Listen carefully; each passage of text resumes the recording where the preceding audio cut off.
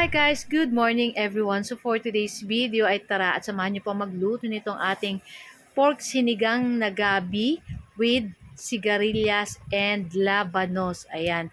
At meron din po tayong siling pangsigang and syempre hindi mawawala yung ating nor sinigang sa sampalok. Ito yung ating pangpaasim dito sa ating pork sinigang.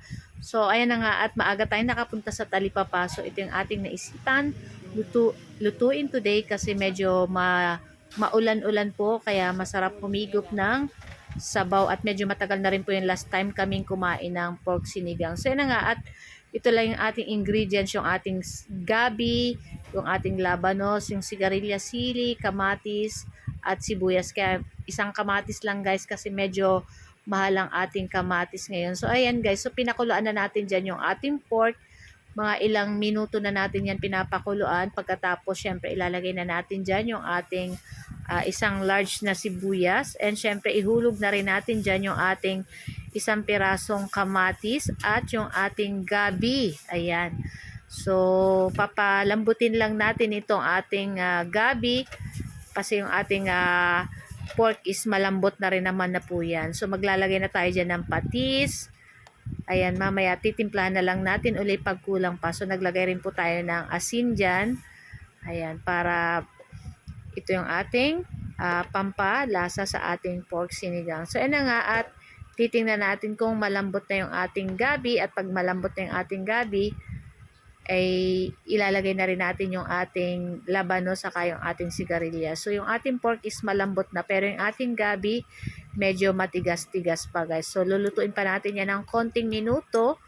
Ayan. So, after ilang minuto, ayan, ilagay na rin natin dyan yung ating labanos at yung ating sigarilyas. Ayan.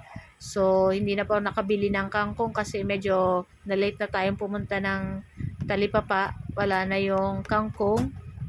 At meron man po kaya lang medyo hindi na maganda. Kaya hindi na ako bumili ng kangkong. So, ayun na nga. At palalambutin lang natin itong ating, lulutuin lang natin itong ating sigarilyas at yung ating labanos. At pag malambot na lahat, pati yung ating pork, syempre malambot na yung ating pork, ilagay na natin yung ating nor sinigang sa sampalok. Ayan. Konti lang yung ating nilagay. Hindi ko inubos yung isang large na sachet ng sinigang sa sampalok. Ayan, ako, perfect na perfect po ito sa maulan na panahon.